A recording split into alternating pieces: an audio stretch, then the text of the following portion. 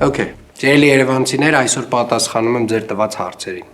Երբ ենք ունենալու մետրոյի նոր կայարան։ Հոգնեցինք փորձաքննություններից։ Իրականում մենք էլ ենք հոգնել փորձաքննություններից, բայց որպեսզի հասկանանք Աջափնյակի մետրոյի կայարանը Հայաստանի երրորդ հանրապետության ամենախոշոր նախագծերից մեկն է եւ իրականում բավականին բարդ ընթացակարգերով եւ բարդ փորձաքննություններով է անցել։ Բայց մենք արդեն իսկ ունենք փորձաքննություններն անցած նախագիծը, որը պատրաստում ենք բաժանել 3 մասի եւ արդեն իսկ հայտարարել կառուցման մրցույթներ։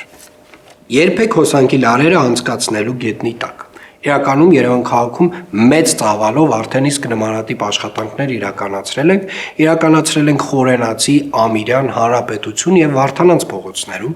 Այս պահի դրությամբ անցկացնում ենք լարերը Թումանյան եւ Նալբանդյան փողոցներում եւ պլանավորում ենք այս ծրագիրը իրականացնել փոքր կենտրոնի մի քանի այլ փողոցներում եւս, հենց այս տարի սկսելով Աբովյան փողոցից։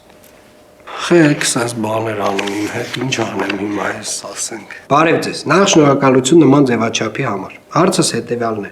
ինչու է մեծ ուշադրություն դարձվում նոր կառուցվող կամ վերակառուցվող այգիներին, իսկ հին կամ գործող այգիները մատնվում են անուշադրության, մասնավորապես Ավանի ընտանեկան այգին, որն ունի եւ ոռոգման եւ մաքրման խնդիրներ։ Նախ ուզում եմ շեշտել, որ մենք առաջին հերթին ուշադրություն ենք դարձնում արդեն իսկ գործող այգիներին եւ փորձում ենք այնտեղ իրականացնել ոռոգման, մաքրման, վերակառուցման աշխատանքները։ Նմանատիպ այգիներից մեկն է Մերգելյանի այգին, Դավիթ Անհախտի այգին, Օղակաձև այգին եւ այդպես շարունակ։ Ինչ վերաբերում է ընտանեկան այգուն, մենք հաջորդ տարի պլանավորում ենք աշխատանքներ իրականացնել հենց Ավան վարչական շրջանում, հենց այս այգում։